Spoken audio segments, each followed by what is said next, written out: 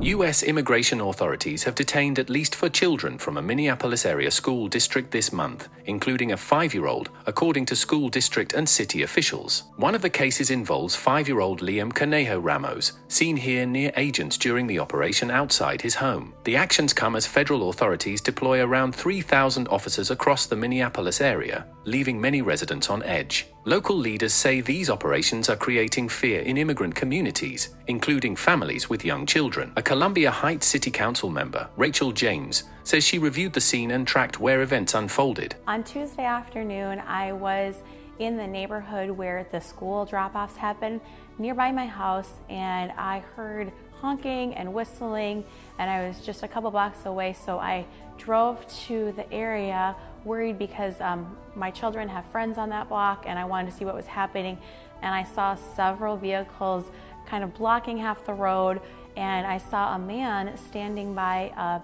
a running vehicle in a driveway being detained by agents that were unnamed, masked. I assume they were ICE agents. And I started observing and recording, standing well back from the scene. There was maybe 15 other community members. They were neighbors, people I recognized. And then I heard a neighbor say, "There's a kid."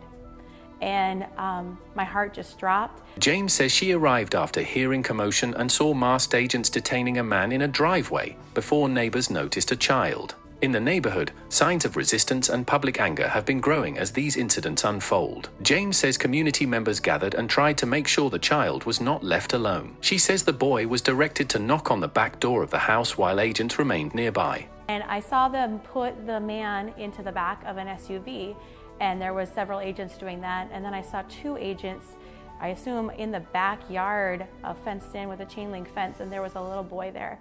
He was wearing a blue hat and had a really tiny backpack on, a Spider-Man backpack, and he was by himself. And then these agents were, one kneeled down and was pointing at the door for him to knock at the door. U.S. Vice President J.D. Vance said the child was not arrested and argued that agents could not leave a 5-year-old behind during an operation. You asked a question about this 5-year-old kid. I actually saw this terrible story while I was coming to Minneapolis. We had just left Toledo, Ohio this morning for an economic messaging event. And I see this story, and I'm a father of a 5-year-old, actually, a 5-year-old little boy. And I think to myself, oh my God, this is terrible. How did we arrest a 5-year-old? Well, I do a little bit more follow-up research. And what I find is that the 5-year-old was not arrested, that his dad was an illegal alien. And then when they went to arrest his illegal alien father, the father ran. So the story is that ICE detained a 5-year-old. Well, what are they supposed to do? Are they supposed to let a 5-year-old child freeze to death? Are they not supposed to arrest an illegal alien in the United States of America? If the argument is that you can't arrest people who have violated our laws because they have children, then every single parent is going to be completely given immunity from ever being the subject of law enforcement. That doesn't make any sense. No one thinks that makes any sense. James says neighbors offered to take Liam, and others suggested taking him back to school, but she says agents did not agree. I heard one neighbor say, "I live in this house. I'm part of this family. I can take him, let him come to me." I heard another neighbor on the other side say, "I have the forms. His mom signed the forms. Let me have him. I know him. I know him." And I was there, and I said, the school buses, the small buses for preschool were driving by, and I said, "Let's get him back to school if you don't have it. Like this, we have the superintendent coming. The superintendent's right here," because she's a close friend. And I said, "We can get her here and come." And the agents weren't listening to us. One of the agents had like a crowd control stick. He had it down. He wasn't late raising it, but I didn't want to get any closer, and they were asking me to go back. And so I just took videos and were crying and kept saying, "Wait, wait, wait." I kept saying, "Stop, wait.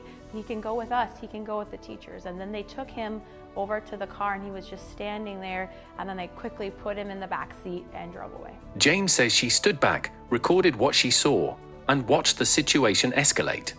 If I had realized that, I was maybe 20, 30 feet back from the agents, but if I had known that they were going to put him in the car, I can't imagine what was going through Liam's mind, but I can tell you what I saw on his face. He was frozen and paralyzed. He was not crying, but he looked so scared. She says Liam looked frozen and frightened, even though he was not crying. The incident has sparked local criticism and renewed questions about enforcement tactics in residential neighborhoods. James says the family and their lawyer have indicated they were engaged in a legal process, and she criticized what she described as a chaotic operation involving a child. Community member was not a criminal. We have heard from the school district's press conference and from the family's lawyer that they were in the legal process following all the steps toward asylum seeking. They had no deportation orders. It is not right for a dad to go pick up his son from preschool, drive home, and as he's getting out in his driveway, be swarmed with officers. That is not the right way to go about enforcement. And the son to be taken away from and knocking at the door alone.